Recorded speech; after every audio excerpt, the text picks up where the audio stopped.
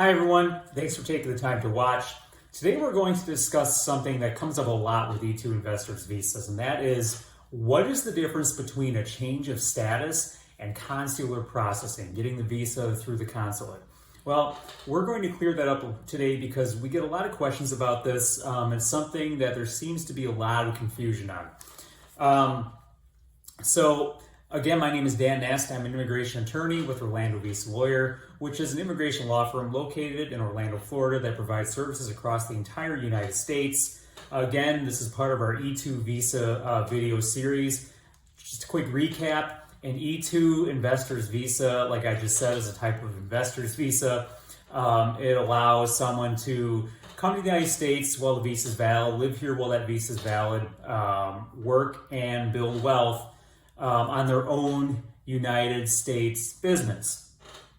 And today we're going to answer a question that we get a lot regarding these E-2 visas, and that is, what is the difference between a change of status and getting your visa through consular processing? I'm going to cover change of status first. So change of status is something that you do when you're already in the United States. It's literally changing your status as a visitor here in the U.S. Let's say you come on a one visa you can do this with is a tourist visa, right? You come here as a tourist, your status is a B visa status, a tourist, and you want to change your status to an E-2 investor. You would apply through USCIS.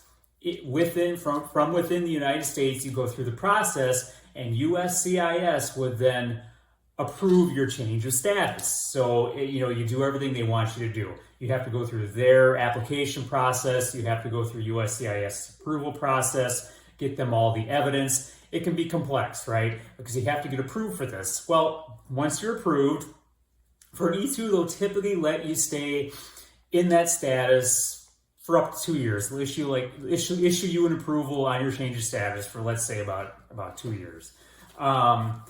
Now that's different. That just because you get the change of status doesn't mean your visa is entirely updated. I know you went through an approval process with USCIS, but if you plan on leaving the country before that status expires, before your approved status expires, you will have to go through the consular processing in your home country. So at some point, you're going to have to go through this consular process in your home country anyways. The change of status is something for someone who wants to come here and get it done a little quicker because there's premium processing available. They can get it done a little quicker. But the consular processing is through the Department of State, at your embassy. It's through an entirely different government agency. You have to follow their approval process, their application process, their approval process, and this can also be rather complex. So they're both complex. So the recommendation is to consult an immigration attorney whenever applying for an E-2 visa, whether you're applying for a change of status or whether you're applying for your visa through consular processing. Some notes on consular processing, things you have to be careful of. Each embassy may have their own different rules. Each embassy may have their own different requirements for the amount of pages you can submit electronically to them when you send them a PDF of your evidence. For example, at the Colombian consulate, they have a certain layout of all the different category, the way they want you to categorize your papers. Last I checked, they're cutting off the application packets because you tend to submit this electronically to your consulate, but they're cutting off the size of those packets at, I believe it's 100 pages. Now that's for the Colombian consulate. It can be different at different consulates. They may have shorter or longer page requirements. You'll have to check that with the embassy you're applying at.